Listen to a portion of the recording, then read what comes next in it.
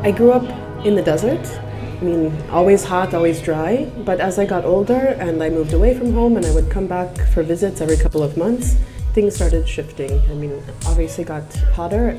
Now it's so hot that people are moving away, or because they can't move for economic reasons, they're getting sick and they're finding ways to keep themselves cool.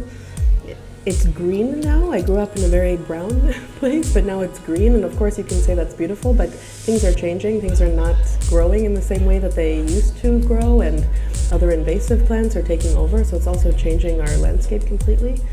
And I think it wasn't until I started working in the cultural sector in more of the policy area that I saw, okay, there's something that we can do, and it's essential to have the conversations about culture at the core of that change. I mean, the way people act, the way people live, the way people want to make a change together is completely essential to this conversation around the climate emergency, because it's happening very rapidly and people are needing to adjust to these changes.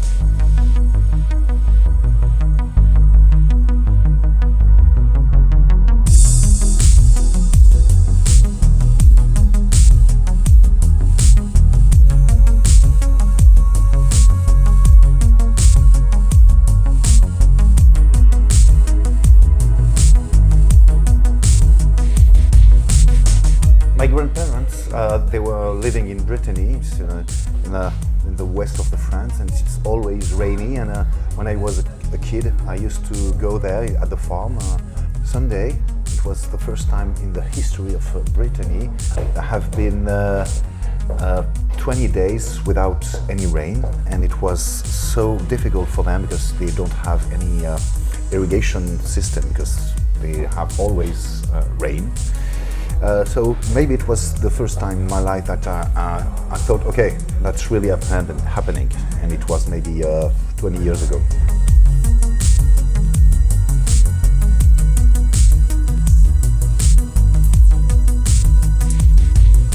I was 13 years old when I decided to protect animals and plants, because I felt that already at that time, it was like more than 30 years ago, that they are under pressure. So I would become a biologist. But after that, when I graduated as a biologist, I went to work for an international NGO, a nature conservation lobbying one, based in Budapest, but it is a network of NGOs conserving biodiversity from Central and Eastern Europe. And when I started to work there in 2007, the president of the organization gave several lectures and trainings why it's not enough to conserve animals and plants. We have to really change our attitude and the way we live and the whole economic and societal system. So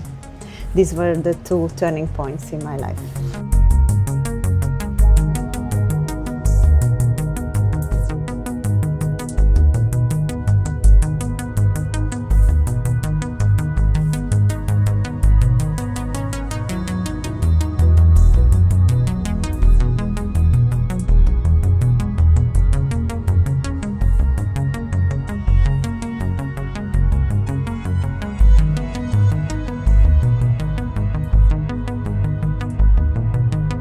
I think it began when I was a child.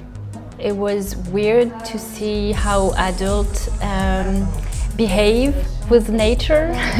All children think, even more today, that we have a strange way of taking care of the planet and climate. I guess I adapted myself and I tried not to think about it too much. Life goes on. I had to rediscover that feeling when I became a mom myself, and I could realize that my child was wondering like the same questions. Yeah, and that was the second time I realized.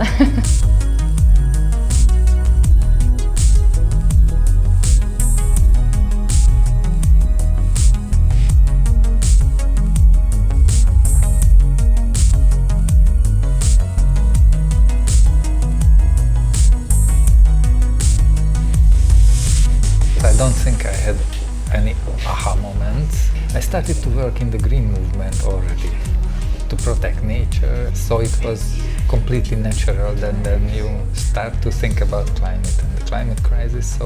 And it started more than 20 years ago that I started to work with the Greens. So that's how it developed, and then I started to study this at university, and then I became a researcher.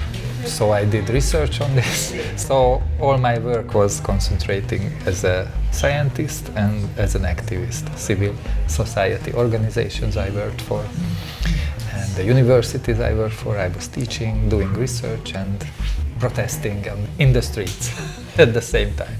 Slowly developed, and I became more and more radical when I saw that nothing really happens, not enough changes is happening. Then it radicalizes me that okay, then we should do more and more.